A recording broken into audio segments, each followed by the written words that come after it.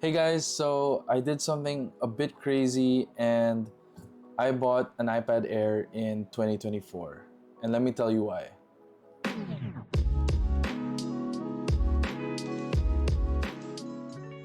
So this is the M1 iPad Air and there are three main reasons why I bought this thing. First of all, I know there are new iPads coming out this year, but I really do believe that the M1 iPad Air is the best value for students just like me. Second, I have had experience with the iPad Pro. My brother has one, and I just wanted to see how the iPad Air performs against the iPad Pro. And lastly, which is probably the most important to a lot of my viewers, a lot of you know that I was mainly a Samsung user and I've been using the Tab S9, and you probably might want to know why I'm switching over to Apple from Samsung.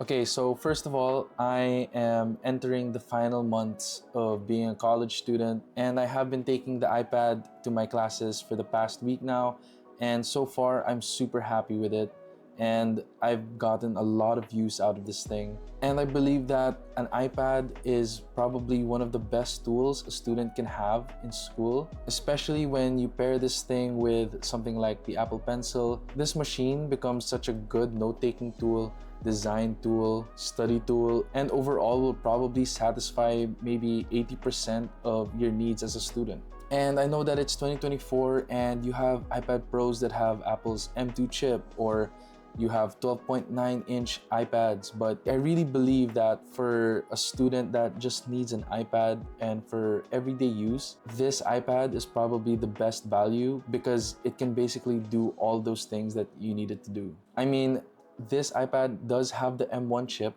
which is basically the same chip that they put in their M1 MacBooks. So if you're looking for something that performs well and can probably keep up with all the things you needed to do, even a little bit of content creation, then the M1 iPad Air is probably something you should really consider. Okay, so I want to address why did I get a iPad Air over an iPad Pro. Firstly, I just want to note that ProMotion is such an awesome feature, but I definitely don't think it's a must, especially for someone who's mainly going to be using their iPad for schoolwork or watching content. Then ProMotion is not really something that you're going to need, and you really won't be missing out on just having a 60Hz display. And another thing that I did not mind losing from choosing an iPad Air over the Pro is the face recognition. So face recognition is not really a feature that I need on my iPad compared to needing it on my phone for mainly using it with banking apps. The Touch ID actually of the iPad Air is positioned so well that basically it's in a position where my finger is always defaulted to go on, no matter what orientation I'm using the iPad. So I guess some people might be turned off by that extra step, but it's not really that much of an extra step for me if that's where my fingers go naturally. And on top of that, the accessories that are available for the iPad Pro, majority of them can actually be used with an iPad Air. So you have access to the second generation Apple Pencil, which it also does charge magnetically on the side, and you can even use a Apple Magic Keyboard with it as well. So you really won't be missing out accessories wise when you choose the iPad Air over the iPad Pro. So if you're a student who doesn't really need those Pro features, then an iPad Air is definitely going to suit you more, especially because it's that much cheaper than an iPad Pro, so you can use that extra money for more accessories. Okay, so to address one of the biggest questions is why did I switch to an iPad from the Samsung Tab S9? So if you're one of my viewers that have been here since my first videos, you know that I have been a Samsung user for a lot of years now. I've been mainly using Samsung tablets from the Tab S8 Ultra, and then I went to the Samsung Tab S9 11-inch. And to be honest, all of the features and reasons that I've stated previously could all be done on Samsung's tablets. So all those tablets were perfect for my student needs, my internship needs, content creation, and media consumption. If I'll be honest with you guys, the main reason why I switched to a iPad Air from a Tab S9 is mainly because I just wanted to try something new. The last iPad I remember having was actually back in 2015 when I was still in grade school. So basically, I just wanted to switch to the Apple ecosystem because I've been in the Samsung ecosystem for so long and mainly to diversify my videos and add some more excitement, I just wanted to switch and see how I adjust to an Apple ecosystem compared to the Samsung one. But I will be making a full video on my switch to Apple, basically talking about switching to the Apple Watch and to the iPhone and how that ecosystem has been going for me and how my experience is being in a new ecosystem. So I will be missing some things from the Tab S9. One of the things is basically that the base Tab S9 11-inch does have 120Hz and you get that really smooth and snappy display. But so far, after switching to a 60Hz display, after probably like 2 days or 3 days, I kind of got used to the 60Hz and it hasn't really been that much of a problem, because it's not as if the iPad's 60Hz display is a laggy display.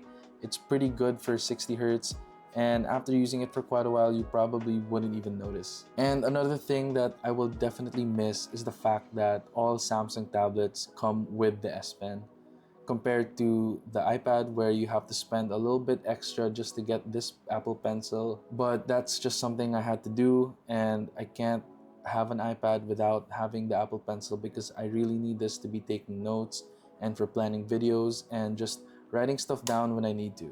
And lastly, it's probably it's a feature that I didn't really use that much, but it's the fact that the Tab S9 was IP68 water and dust resistant. It's not something that I had to experience or that my tablet had to go through every day, because it's not like I work or I go study in a place that has that sort of environment. But now I have to live with the fact and have it at the back of my head that my tablet does not have that sort of protection. So that's something I'm definitely going to miss. However, I will say that I love the fact that there's so much app optimization on the iPad coming from the Tab S9, and I have experienced some apps there being better optimized for Samsung tablets and other Android tablets, but it just doesn't beat what the iPad has, and a lot of the apps are so well optimized for iPad. And I can see that with a lot of social media apps, especially apps like Facebook or Twitter, where it doesn't look like a big stretched out phone version of the app. And I know a lot of them have gotten better, but there's just something about the optimization for iPads that I really do enjoy, and everything looks so good on an iPad, and that's something that I feel Android tablets still have to work on. But I will say that from using the Tab S9, there were a lot of apps that were better optimized, but I still think Android has a long way to go for their apps. So that's something that I really do love about the iPad, is the app optimization and the availability of apps. They have had pro apps like LumaFusion go on to Android tablets, but the fact that iPad has Procreate, it also does have LumaFusion, and it has DaVinci Resolve, just really helps with someone who wants to use their iPad mainly for content creation. So that's something I really love. So yeah guys, that's basically it for this video. I hope you guys enjoyed this video, and I hope my switch from Samsung to Apple will provide more diverse and interesting videos for you guys in the future. I am really excited to experience a new ecosystem, especially considering the fact that the last time I was actually in the Apple ecosystem was back in high school.